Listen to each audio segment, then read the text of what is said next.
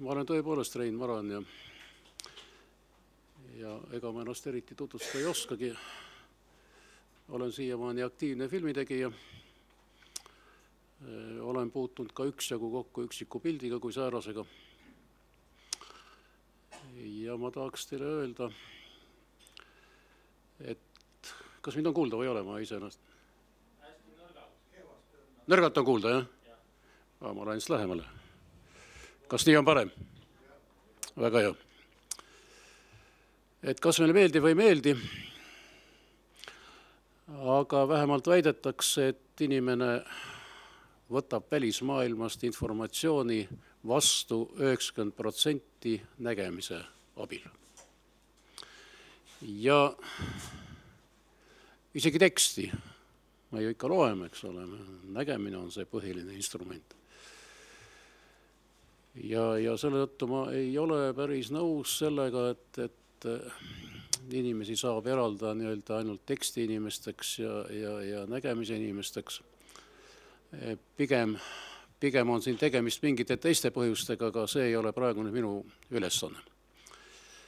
Selleks, et rääkida liikuvast pildist, vast te lubate, et ma lähen veidi ajalukku. Kõigepealt üksikpildist. Minu arvates üksikpildi, tähendab foto, kõige suurem väärtus on tegelikult selles, et ta on võimeline fikseerima hetke, jäädustama hetke. Ja vot sel jäädustatud hetkel on alati niisugune väärtus, mis ulatub üle aegade. Ja mida me tihti hakkame hindama alles siis, kui mõni aeg on mööda läinud. Ja kogu muu, ma sugugi ei taha vähendada selle väärtust, see dekoratiivne, andke andeks jurapura. See on ikkagi vot nüüd hetke tegevus. Praeguseks hetkeks vajaliks, praegu oluline, aga üksikpildi väärtus seisneb jah selles, mida ma ütlesin. Nüüd need paar hakkajat inimest 100 aastat tagasi üle selle veidikene, kes tulid mõttele ja arusaamisele, et kui pildistada järgi mööda teatava sagedusega üksikpilte ja neid demonstreerida siis samasuguse sagedusega seinal või ekraanil, siis inimese aju ühendab need üheks tegevusjadaks automaatselt. See oli saavutus, mille tegijad nähtavasti ei osanud üldse arvata selle väärtust. Ja mis tegelikult nii või teisiti määrab meie aja ilmet, nende avastus kasvatab meid ja meie lapsi lutiajast kuni sügavanuseni välja. Ja see kõik on valdaval määral visuaalne.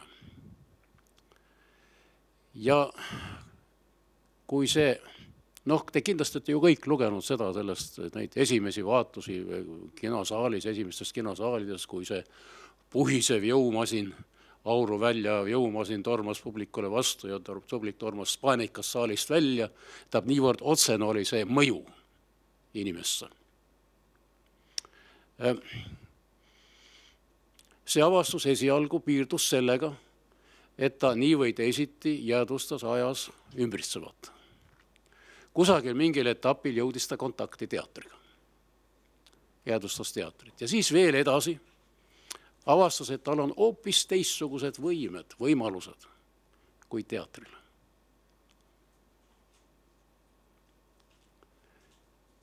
Teater on otsene elamus. Vot siin ja samas. Publik, kes vaatab teatrietendust, ei vaata ju kunagi tervet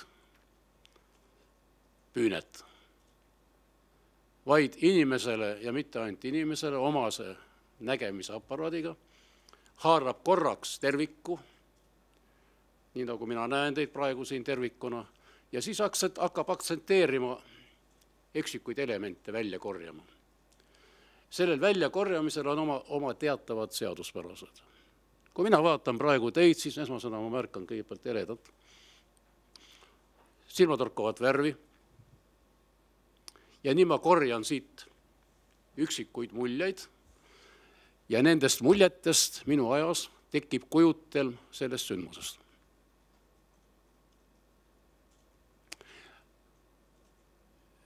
See sündmuse jäädvustamine avastas õige ruttu selle võimaluse, et film kui säärane saab teha seda sama, aga juba täiesti mõtestatud tasemel. Teda saab vaadelda tervikut korraks ja siis hakata filmi tegija tähelepanule vastavalt aktsenteerima tähelepanu ühel, teisel ja kolmandal.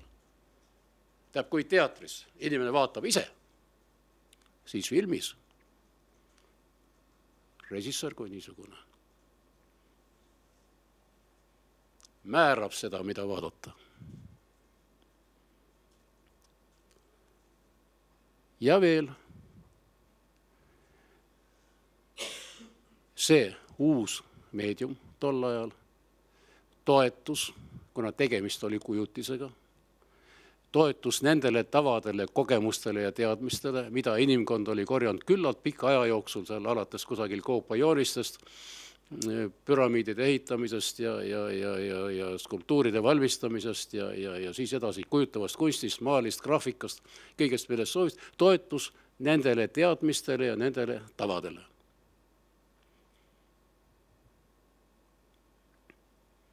Õppis sealt.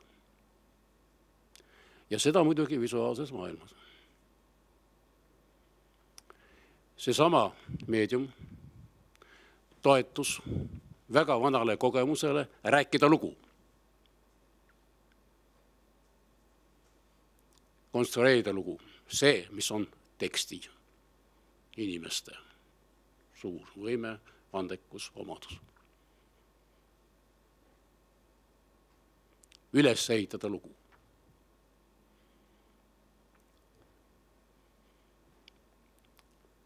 See meedium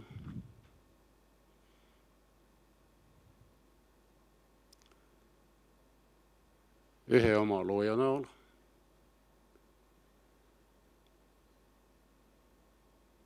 mõtestas ja konstrueeris, kuidas tõlgendada seda kirja pandud lugu. Seda me nimetame tavaliselt režissööri tööks.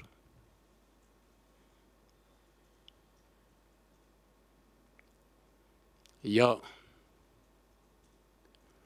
veel üks osaleja selles meediumis, selle visuaalse külje, looja, operaator,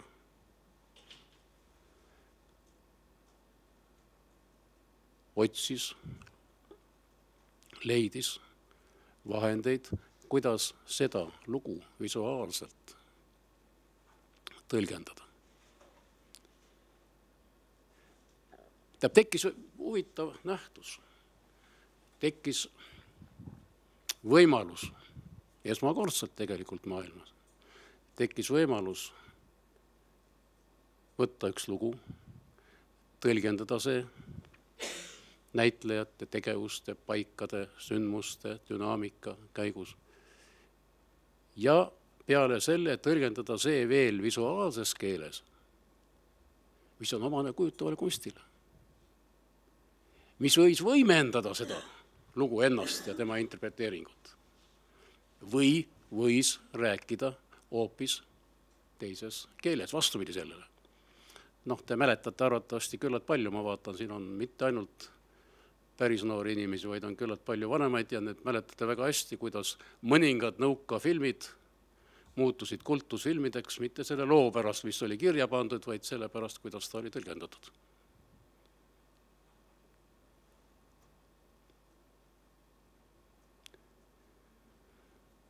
See meedium avastas endas võimalused peale nende plaanide, millest praegu jutt oli. Limiteerida aega. Iga üksiku üksikpiltide jada näitamise aega ekraanil. Nüüd, kui palju antakse võimalust seda üksikpilti vaadata, sellest ju sõltub see, missuguse mulje üksikpildist see vaataja saab. Kui meil on selleks lühikene aeg, siis me suudame leida mõningaid üksikuid teravalt silmatorkavaid momente selles üksikpildis. Jadas selles kaadris, nagu öeldakse. Kui meil antakse rohkem aega, siis me suudame tähele panna rohkem. Kui meil antakse veel rohkem aega, siis on meil aega antud mõtlemiseks. Aga võib-olla ka meelde tuletamiseks, mis oli enne seda.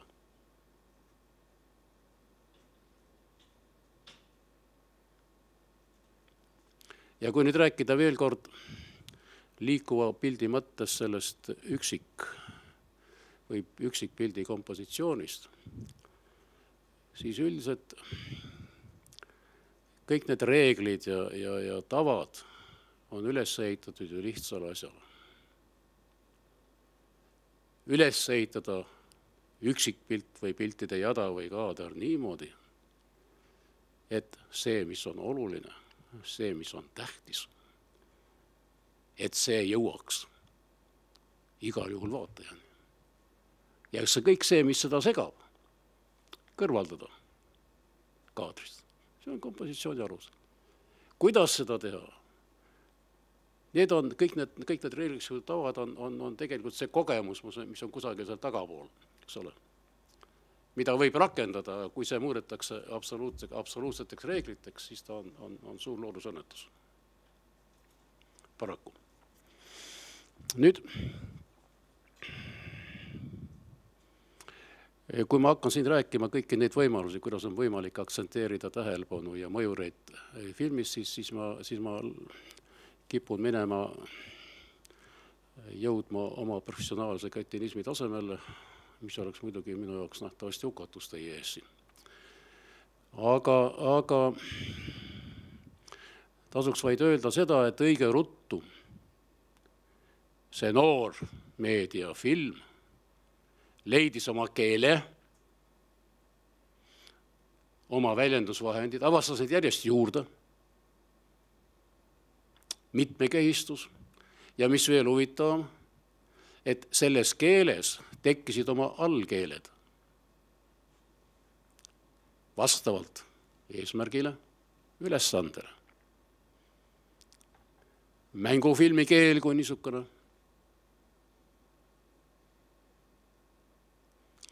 dokumentaalfilmi keel kui niisugune, ehk tõsielufilmi keel kui niisugune, teabefilmi keel kui niisugune, õppefilmi keel, mis on teabefilmiga küllalt tiedas kontaktis kui niisugune. Ja kui soovite, siis ka reklaamfilmi keel kui niisugune. Ja nendes allkeeltes teksid veel oma argood ja oma alamjaotused ja kui te võtate ka mängufilmi, mida te kõik olete vaadanud ja näinud üksjagu palju, siis komöödiafilmi keel erineb nähtavasti actionfilmi keelest ja draama, ilmselt draama, kui säärane on, omab hoopis teist keelt ja tempot ja väljendusvahendeid. Neid alaliike, ka dokumentaalfilm, ka tõsielufilm, ka teabefilm, sest et eesmärgid on erinevad ja eesmärgid tingivad vahendid.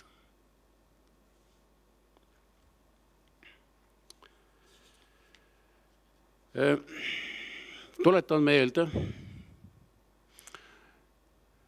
kui me räägime mängufilmist ja räägime ka niinimetatud tõsielufilmist, siis suure poliitilise kuju ja klassiku suuri sõnu, et film on nende jaoks kõige tähtsam kui niisugune nähtus. Miks? Sest et filmi abil kui säärase abil oli kergem kui ühegi teise vahendiga mõjutada maailma nägemust maailmast, maailma mõistmist ja oli võimalik ka kõige kergem petta.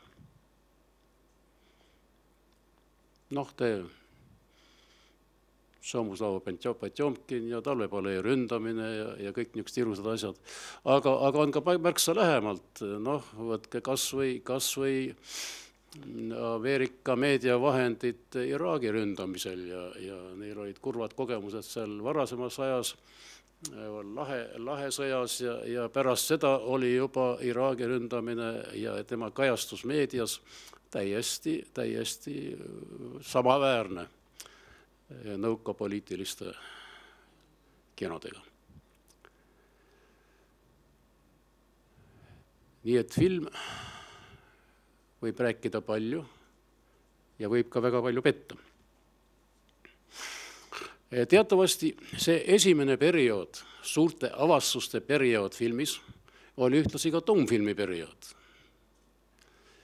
Ja sel ajal jätkus, nagu te kõik teate, kiirusest 16 kaadrit sekundis, selleks, et tekitada seda liikuva pildi näivust. Ja peale selle tummfilmil oli omane veel üks omadus. Tummfilmis visuaalne pilt kui säärane oli välja töötatud peenseni. Selleks ajaks, kui tuli helifilmi, oli pilt niisugune, et see oleks, tasub imetleda ka praegu visuaalses keeles. Siis tuli heli, rikastas filmi meeletult ja kahjustas pilti. Ja kulus hea hulk aega, kuni pilt jälle uuesti kogus jõudu ja muutus tähtsaks ja oluliseks. Ei taha raisata eriti aega selle ajaloolise ekskursiga, sellest võiks ju pikalt ja huvitavalt rääkida, aga siis tuli kusagil televisioon. Uus tehniline vahend.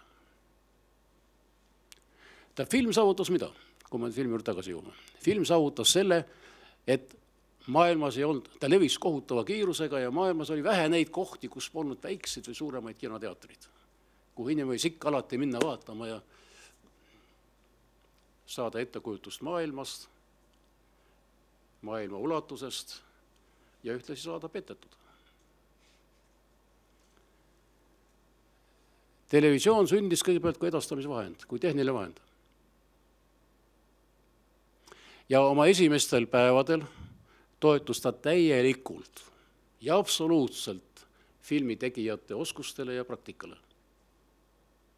Just oligi niimoodi, et filmis oli küllaldaselt üle oskuslikku jõudu, nii režii, nii operaatori, lavastajate, valguste, kogu see praktika võeti esialgu üle filmist.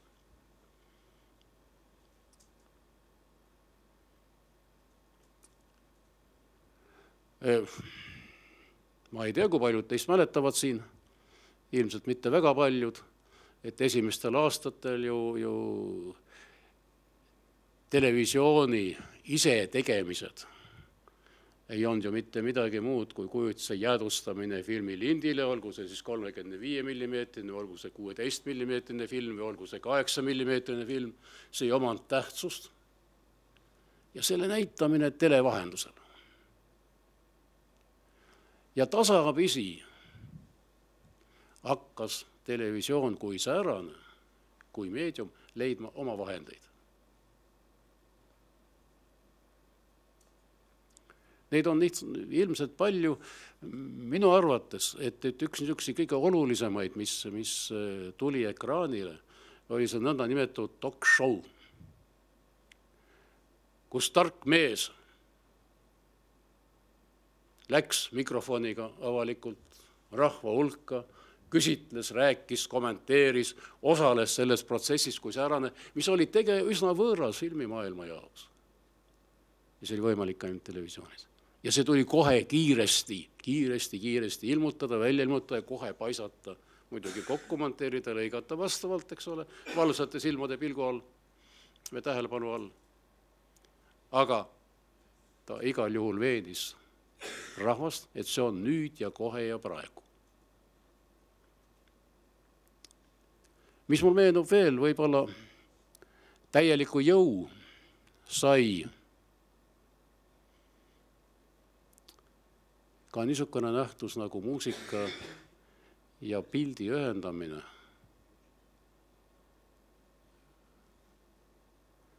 Täies ulatuses teoks ikkagi televisiooni vahendusel. Ja sealt juba edasi televideo või muusikavideo. See on nähtavasti. Ja te ilmselt võite omalt poolt lisada veel terve rea neid televisiooni saavutusi, uussaavutusi. Ja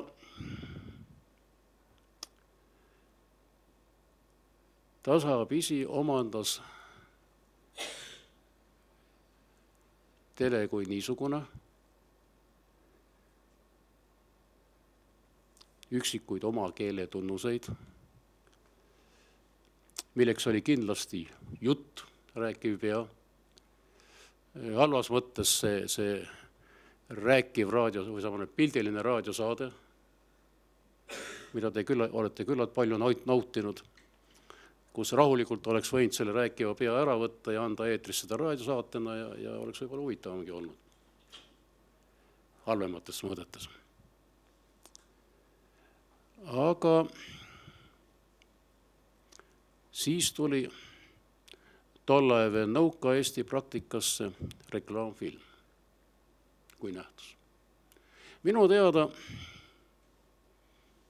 ma olen seda kõik oma silmaga näinud, reklaamfilm, kui see oli vist esmane nähtus kogu sellel 1/6 maailmast üldse, reklaamfilm, Peedu Ojamaa juhtimisel. Kuni selle ajani üks nähtust ei tuntud, ei teatud üldse, mis asi see on. Ja Peedu Ojamaa hakkas oma stuudioga reklaamima üksikute ettevõtetes, teatavasti seal oli niisugune üldine pehmenemise ja avardumise ja muutumise aeg ja huvitav ja väga põnev aeg, kus eraldati summad tehastele oma tootmise tutvustamiseks. Tehastel vaesekestel polnud kuhugi seda raha panna. Ja ma vabandan väga, aga tänu sellele sündiski reklaamfilm.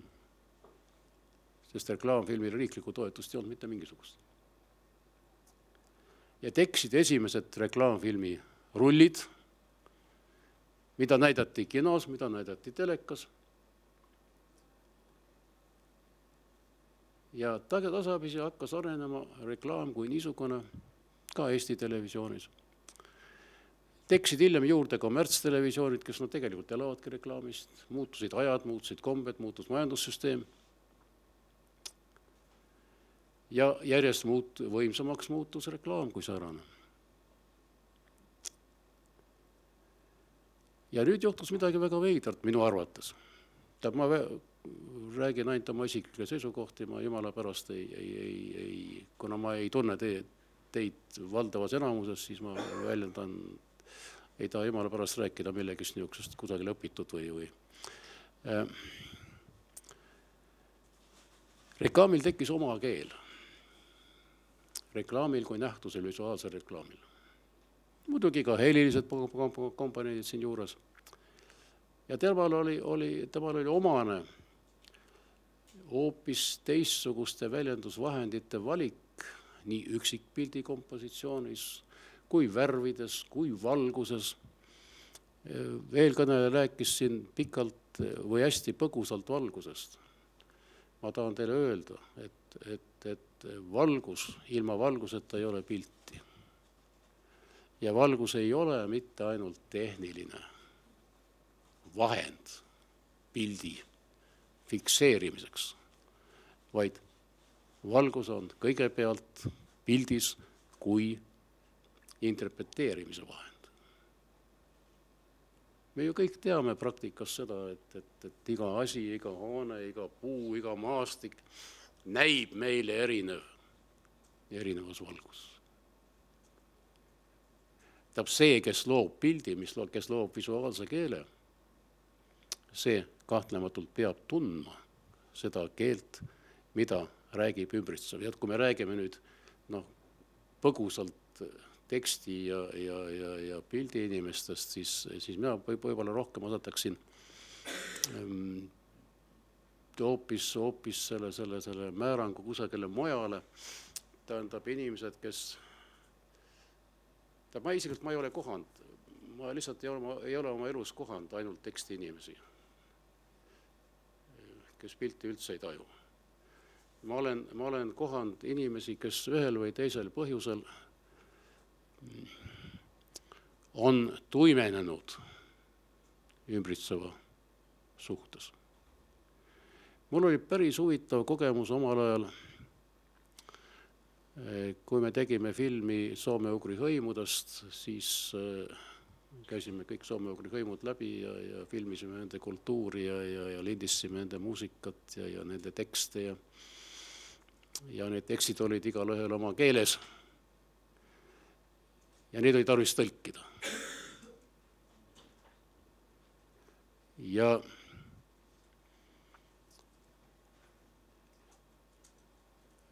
tolleaegses Leningradis oli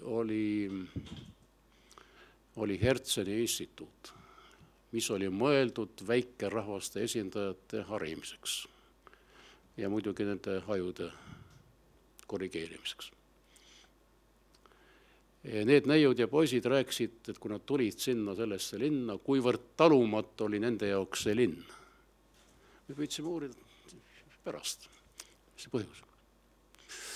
See kohutav müra, see kohutav madal suin ümberringi, see kohutav mass, see kohutav liikumine, see kõik ei saa, ma ei saa öösel magama jääda ja mul ei ole võimalik hommikul ärkanud väsinult ülesse ja siis, kui me järgmisel aastal uuesti sattusime sinna, küsime, et kuule, nüüd on juba, ei ole väga viga. Tähendab, inimene, kes liigub looduslikus keskkonnas, tema, ma julgen seda jälle väita tänu sellele sama soome või rahvaste juures olemises, ümbritsevat taju on hoopis teravam, hoopis tundlikum, hoopis märkamise võimelisem kui meie tavapärase linnaelaniku taju. Mitte seda, et me oleksime tuimemad, et me oleksime lollimad, vaid see on meie loomulik kaitsemehhanism. Ja selle tõttu me valikuliselt linna ümbritsevast informatsioonist valime ja kuuleme ainult seda, mida me tahame kuulda ja näha. Nii nagu näiteks ema väikse titaga, kelle ümber võivad müriseda rongid ja liikuda kõikvõimalikud mehhanismid, kes magab rahulikku und ja kui üks tita teeb väikse viiksu, siis ta on silmapilkselt üleval ja märkab kohe. Ja nii täpselt samuti, ma olen muide üsna vana praktiline arvuti kasutaja, vahemärkusena võin öelda, et ma olen vist teine inimene, kes sai kunagi oma käsutusse laptopi oma hea kolleegi Illar Aabeni käsutuses, kes muretses vist esimese. Ja sealt ma olen nii kogu aeg kasutanud, aga ma olen ainult praktiline kasutaja. Aga ma näiteks julgen väita seda, et kui ma löön lahti arvuti ekraani ja eriti kui ma poen interneti, siis mul on järjest raskem teha valikut, sealt leida üles see, mis mind tegelikult huvitab, eraldada kõik see, mis agressiivselt püüab minu tähelepanu endale juhtida. See on sama reaktsioon ja mind päris huvitab, millal saabub see hetk, kus ma suudan arvuti ekraanilt näha ainult seda, mis mind huvitab. Ja ma üldse midagi muud ei pane tähele. Kas see tuleb või ei tule, ma ei tea. Aga kui nüüd rääkida uuesti televisioonist, siis kui ma vaatan televisiooni pilti, siis kommertstelevisionis on üsna loomulik see, et Noh, reklaami on palju, ta domineerib ja ta on muutunud tihti oma antipoodiks ja praegu reklaamitundjad ütlevad, et ega ei olegi rohkem tarvis, kui peaasi, et see üks firma nimi või toote nimi meelde jääks ja kui me 10 korda seda kordame, siis ükskord jääb midagi meelde, inimene läheb poodi ja siis kui ta vaatab seda valikut, mis seal poes on, siis ta korraga näeb see tuttavat nime ja ta võtab selle.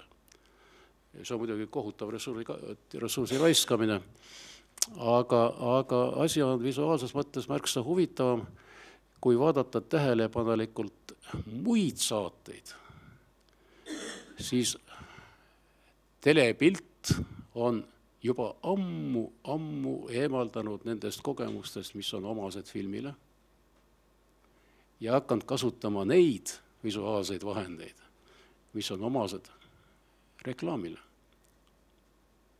Kas te olete tähele pannud? Mis see on? Kõigepealt agressiivsed tähelepanu aktsenteerivad kompositsiooni elemendid, mis juhivad, ja nad on tingimata agressiivsed, rahuliku televisiooni pilti peaaegu ei ole võimalik enam näha naljalt. Suhteliselt lühikesed kaadrid, tingimata optimistlik, positiivne esituslaad pildis. Huvitav on ka see, et avalik-õiguslik televisioon on ka tasapisi omaks võtnud selle laadi ja seda esineb üksjagu palju.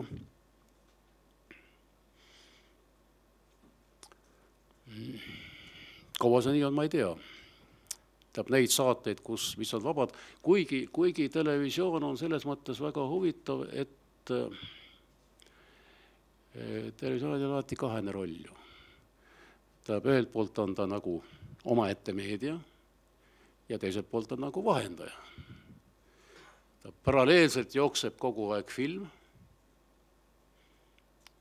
ja omasaade. Siit tuleneb aga üks huvitav asi nüüd, mida oleks võib-olla uue meedia viljelejatel kasulik või millel oleks kasulik mõelda. Me tegime naljaka eksperimendi paari inimesega.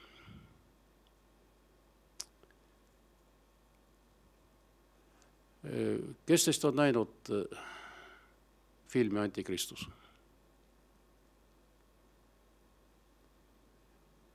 Kahju, et nii vähe. Vandreeri oma. See film, mis oma teoselt on täis mõjuvõimas film ja mis jooksis siin solalises suures saalis, kus võis tõepoolest saada ettekujutuse sellest filmist kui kunstilisest ekraaniteosest. Ma tean, et sellel filmil oli sama palju pooldajaid kui vastaseid. Seda kirjuti, sõimati, loobiti ja sama palju kiideti. Ja mind hakkas huvitama, kuid igal juhul oli see film ääretult mõjus, visuaalselt, heliliselt, struktuurselt, kompositsiooniliselt kokkupõrgetelt,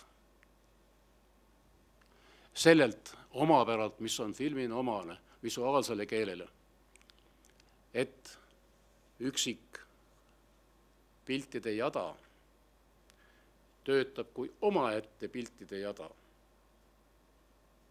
Kuid tal on väärtus ainult nii palju,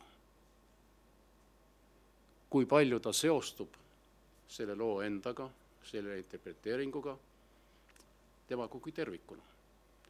Ta võib olla tohutult ilus ja mõju pilt, kui ta ei tööta kaasa selle üldisele loole, siis tal ei ole mingit väärtust, ta visatakse filmist välja. Või see režissöör, kes seda ei tee, on halb režissöör. Mitte ainult seda, vaid filmi visuaalne mõjusus, kui on tegemist hea režissööriga ja hea operaatoriga, töötab ja arvestab pilti ja piltide jadasid, mis on seal olnud ja neid, mis alles tulevad, arvestades inimese nägemise omapära. No lihtne näide. Mida nähtavasti kõik te olete nii või teisiti praktikas võib-olla proovinud.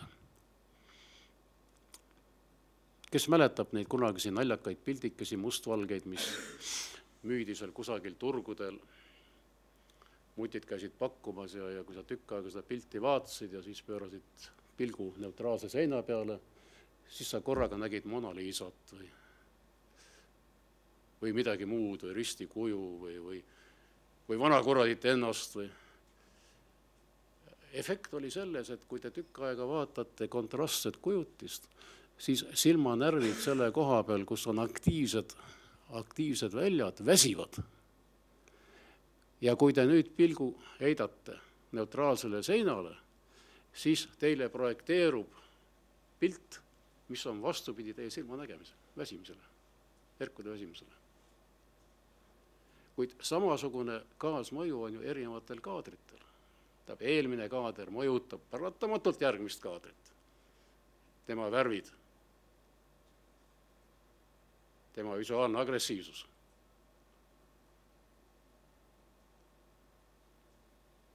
Ulatub tagantpoolt ettepoole ja eespoolt või siit olemasolevalt tahapoole edasi.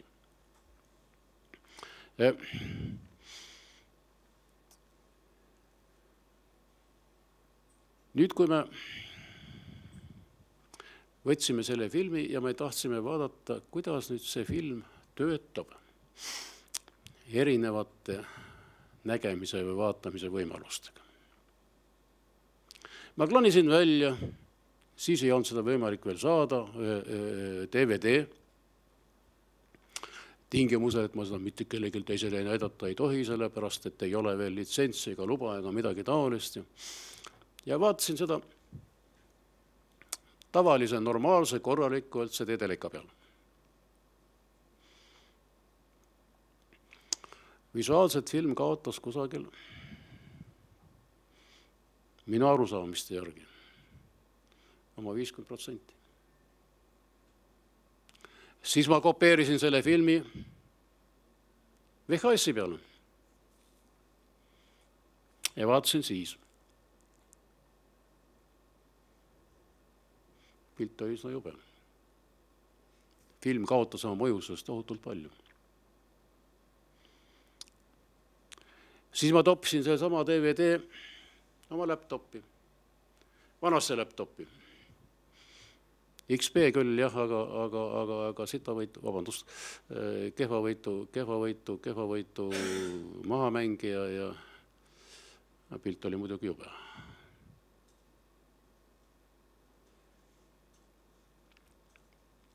Ja siit üks järeldus, mis on väga oluline. Tähendab, kui ükskõik, kes see ka ei ole, töötab mingi meedia jaoks, siis see, mille jaoks, kus kohal seda pilti kavatsetakse demonstreerida, vastavalt sellele tuleb ka valida vahendid, mis hakkavad selles meedia alamliigis tööle. Sest järge jäi filmist ainult tegevus kui säärane, mitte midagi muud. Isegi sellest näitlejate mängust, näitlejate suurest plaanist jäi isegi vähe järgi, mis oli suurel ekraanil kohutav võimsusega, nii et vahepeal vaatasid ja külmavärinad jooksid mööda selga üles alla. Seda kõike väikse pildi peal ei olnud.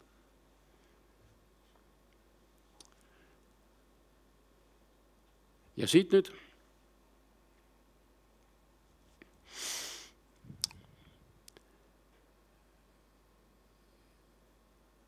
kui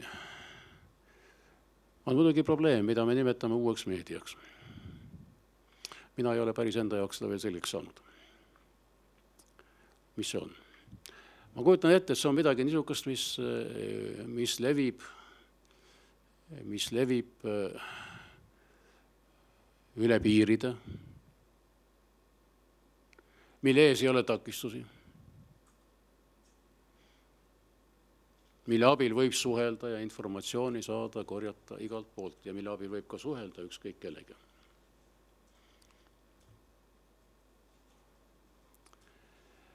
Mille abil kahtlematult võib saada informatsiooni, vaadelda ka filme, kuid seejuures peab teadma seda, et sellest filmist jääb järgi ainult skelett. Paremal juhul. No võid ikka mõned liha ja lihase jõud ka võib-olla peale.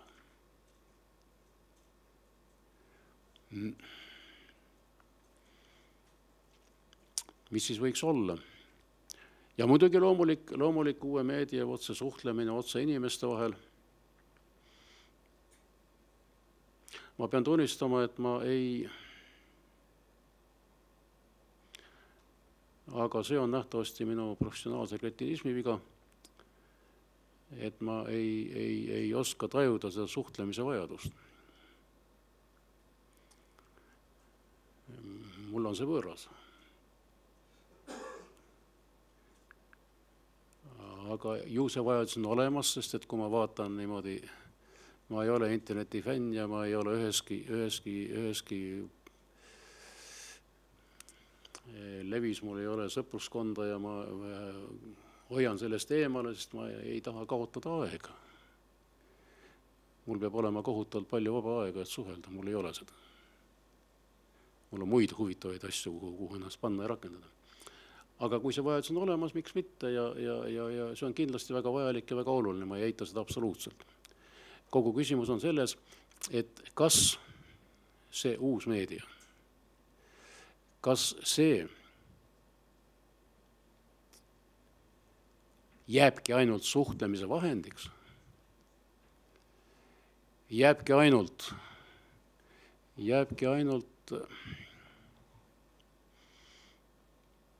vahendajaks filmi, uudiste, teadmiste, sündmuste. Või tal tekib ka oma keel, mis on iseloomulik temale. Mulle tundub, et selle keele avastamine on alles ees. Ma ei kujuta ette, missugune saab olema. Mul on jah päris korralik viimane laptop väga kvaliteetse pildiga ja kõigega, aga ma ei kujuta ette, missugune saab olema üks laptop aasta 3 pärast või 4 pärast või 5 pärast või hoidku omal 10 pärast. Mis siis saab olema? Seda ei tea, sest et ma ei teadnud ka, mis saab olema 20 aastat tagasi, kui ma vaatasin seda arenevat maastikku. 10 aastat tagasi mul oli raske ette kujutada ja minu tegevus praegu ka aktiivse filmijana ja ka filmide kokkupanijana ühtlasi ka ja ma olen õnnetuseks nii oma lugude autor kui režissöör kui filmija. Nende kokkupanemine. Mul ei ole need programmid sugugi võõrad, ma käsitlen neid ise üsna vabalt. Teatavas praktilise kasutaja piirides muidugi ma ei ole jumala pärast mitte elukutseline. Missugused võimalused saavad tulevikus, seda ma ei tea. Aga kui kord juba niisugune meedia, kui niisugune võimalus on avastatud ja käibele läinud, siis nähtavasti paratamatult seisneb tema ees selle oma keele leidmine, mis on temale iseloomulik. Ja loomulik, kui ei ole tegemist lauslollusega või lausvõhiklikkusega, tahab iga järgmine meedia, mis tuleb sellesse, ma seda ajaloolise ekskursi tegin ka ainult selle mõttega, et näidata seda järjepidevust, kuidas üks areneb välja teisest. See on põgus küll ja väga pealiskaudne, aga rohkemaks nagu aega ei ole. Palju mul aega on veel?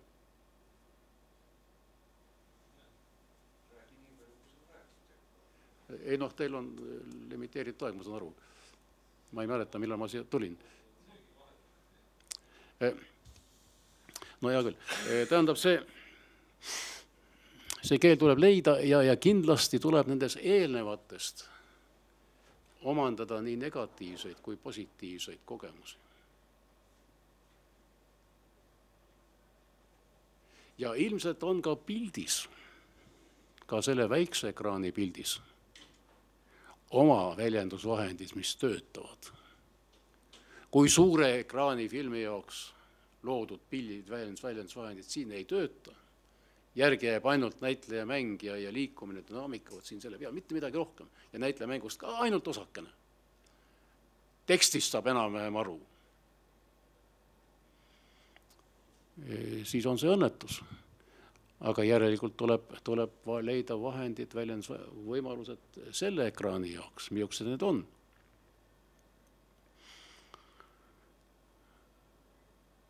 Kindlasti suur plaan.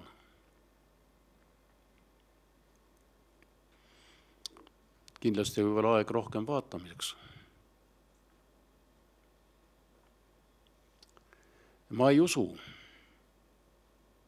Aga see on nii teie kui siin olijate ja ma saan aru, et igaüks tegelete oma alal ja oma võimaluste piirides. Tahab ka ühtlasi otsustamine, mis suunas minna, sest et ma ei julge väita, et see reklaamiliku visuaalse arenemine on inimpsüühikale kõige paremini mõjuv vahend. Ma ei julge seda arvata. Selles mõttes nii nagu kõikide, ma saan aru, et ma võib-olla olen veidikene vanakene ja veidike vanamaaline, aga mulle tundub, et hakates mingisugust asja ette võtma, on tarvis vastata kõigepealt küsimusele, mis jaoks. Mida tahetakse öelda?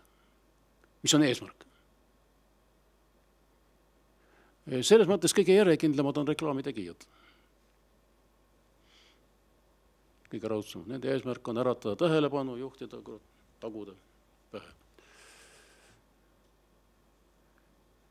Aga ilmselt on olemas ka teisi eesmärke.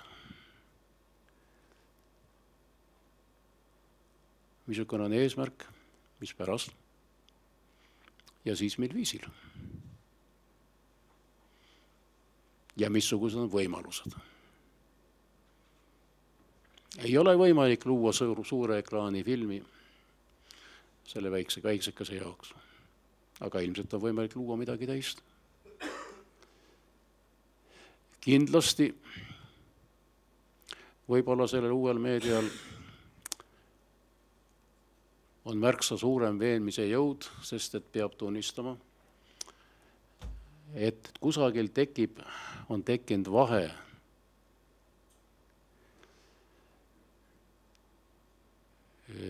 dokumentaalfilmi kunagiste traditsioonide, tõsielufilmi kunagiste traditsioonide ja praeguse dokumentaalfilmi ja tõsielufilmi vahel. Sest kui siis omal oli nüüd ja praegu, see on tõepoolest dokument, siis nüüd tõsielufilmi vaataja mõtleb enne tükk aega, et kas see ikka on niimoodi või on see hoopis tegija interpreteering. Võib-olla on see hoopis tõsielufilm, mis rohkem kaldub sinna mängufilmi poole ja loomulikult need žanri piirid on ju kõik tänu meie huvitavale ajastule küllalt palju segunenud, on dokumentaalfilme, mis on justkui nagu mängufilmid, on mängufilmid, milles on nagu dokumentaalseid elemente justkui sees ja vastupidi. Siin juures ma tahan veel tagasi tulla selles mõttes, et on kaks niisugust alamkeelt, tähendab teabefilm ja õppefilm, mis kasutavad kõiki võimalikke keeli. See ainult tugevdab praegu minu väidet minu arvates, et eesmärk ja vahendid või vahendid peavad olema valitud vastavalt eesmärgile. Kui teabefilmil on tavaliselt eesmärk mingisuguse olemasoleva avastatud tõe, olgu see teaduslik avastus või ükskõik missugune teine teave, võimalikult selgeks teha, arusaadavaks teha laia vaatajaskonna jaoks, siis selle nimel võib kasutada kõiki neid vahendeid, mis seda võimaldavad, kaasa arvatud dokumentaalsetest kaadritest, kuni mängulisteni välja, kaasa arvatud kuni animatsioonini välja, kui see on vajalik, et seda teha tõeks, selgeks. Ja vastupidi, kui on tegemist õppefilmiga, või samalaadne tegelikult, kui on tegemist õppefilmiga, siis on jälle sõltuvalt ülesandest tarvis taguda vaatajale selgeks, kuidas ühte või teist asja teha, kuidas ühest või teisest asjast aru saada ja kuidas toimida. See on hoopis teine lähenemine kui mõtestaval dokumentaalfilmil või elamust, ajaviidet või elutarkust pakkuval mängufilmil. No hoopis teised vahendid. Tavaliselt nende vahendite segamine maksab ennast alati kätt. Ükskõik, kus seda kasutatakse.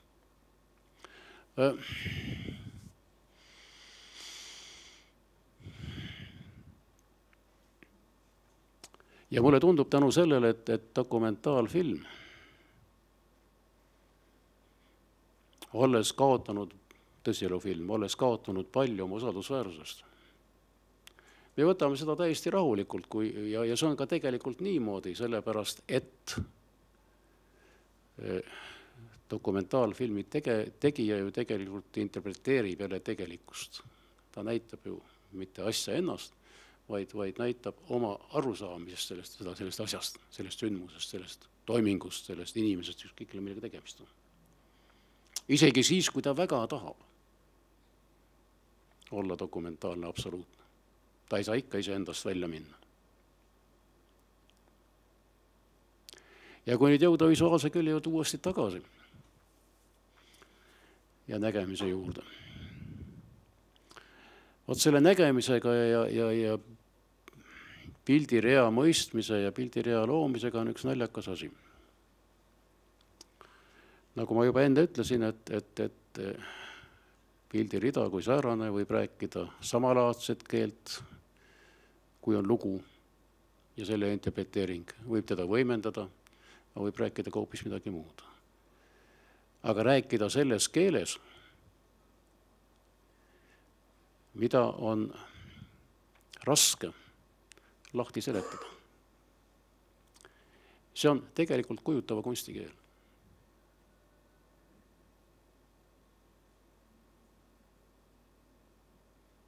Kui palju on aegade jooksul, ma toon hästi kulunud näite praegu, kui palju on aegade jooksul maalitud emakest lapsega.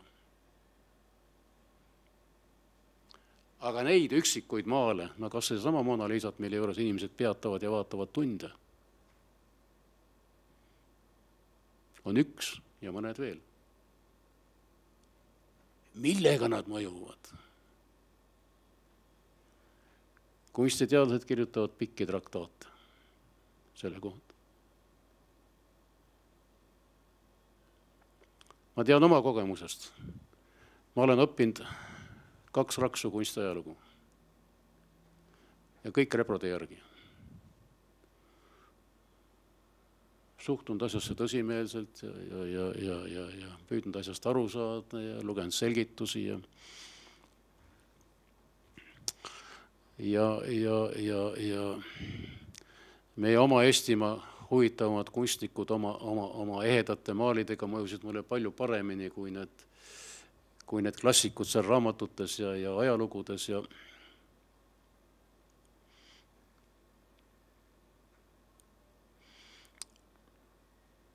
ja kui mul siis järsku avanes võimalus näha originaale tegelikkuses. Alles siis ma hakkasin aru saama. Õigemini aru saama on vale sõna. Ma hakkasin tajuma midagi, mis on nendesse peidetud. Ja kui me nüüd räägime visuaalsest keelest, siis jah, praktikas on niimoodi, see on muidugi naljakas asi.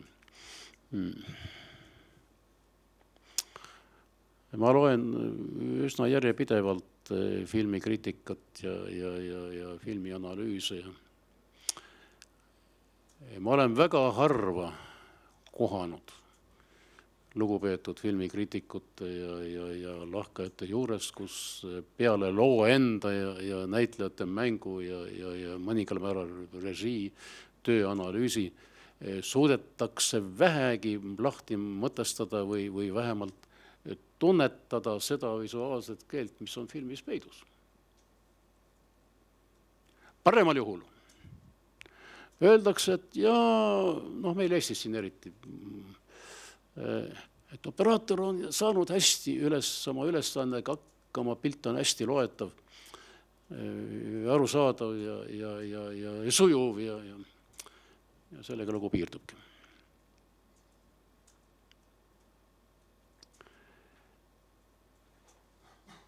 Tähendab, ei tohi ega ei saa unustada seda, et juhul, kui on tegemist audiovisuaalse teosega,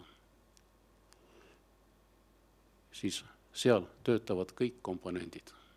Mitte ilma asjata ei räägita, et film on kõikidest kunstidest üks kõige. Ta võib olla kõige sitem.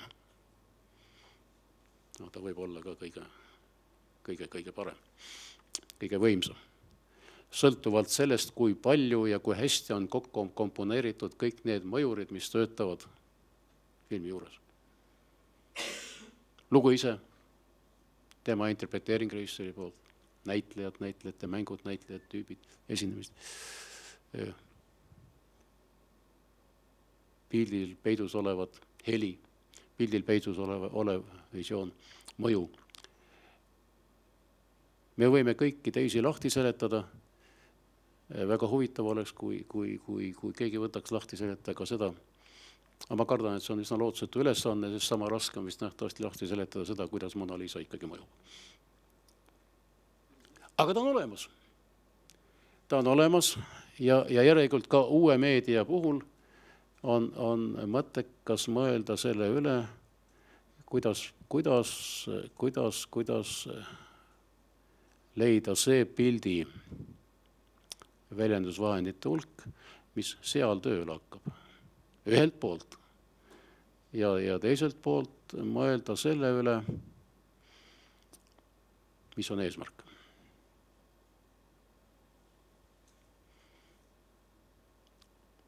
Sest see eesmärk määrab ju kõik ülejäänud vahendid.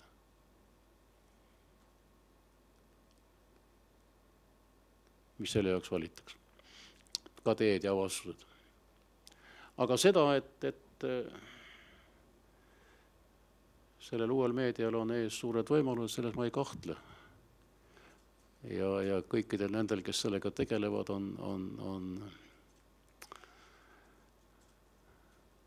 on nii suured avastamise kui kõrbemise võimalused.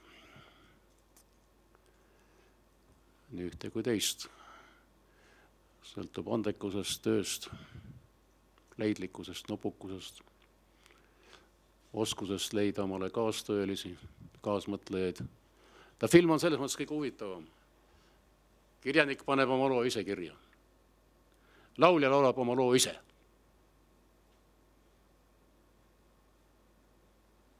Isegi siis, kui laul ei ole mitte kõige parem, kui laulja laulab hästi, hakkab see laul tööle.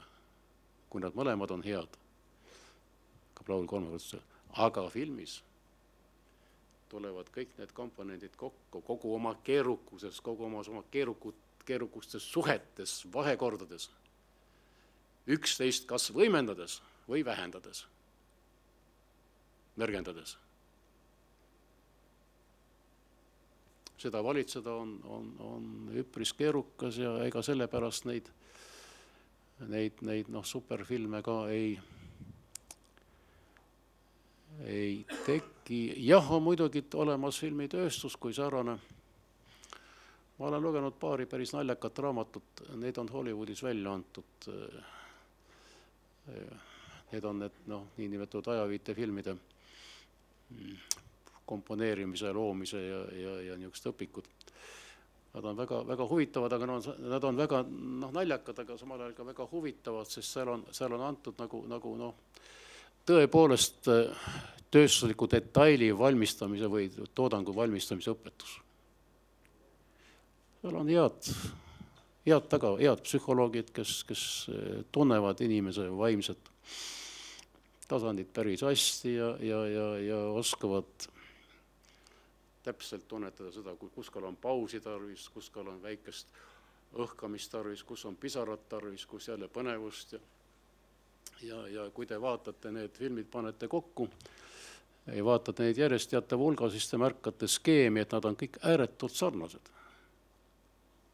Ma olen mänginud seda mängu. Ma ei viitsi küll viimasel eriti filmi vaadata, pole lihtsalt aega nii palju, et väga tatiste filmide peale aega raisata. Aga see on huvitav mäng, kui te hakkate filmi vaatama, siis te hakkake mõtlema, kuidas nüüd edasi läheb see lugu. Kui palju suudate ette mõelda seda, kuidas see film areneb, mismoodi, kus ka mingisugused pöörded tekib. Oot, nüüd tuleb kohe paus. Ja kui kusagil on läinud väga ägedaks ja tingimata see lõpus, see ilus lõpp, mis peab olema. Need on kõik selle Engros toodangu. Aga lõpuks on iga ühe asi, millega ta ennast arendab ja millel ta ennast pühendab. Aga mille ta seda ka ei teeks, ikkagi on olemas eesmärk ja ikkagi on olemas vahendid. Ja eduka tegemise jaoks on vähemalt see strateegia ja taktika enda jaoks tarvis selgeks teha, minu arusaamise järgi. Ma saan aru, et ega ma teil mingit Ameerikat ei avastanud, aga ja jõudu teile jaksu selle töö juures, aitäh!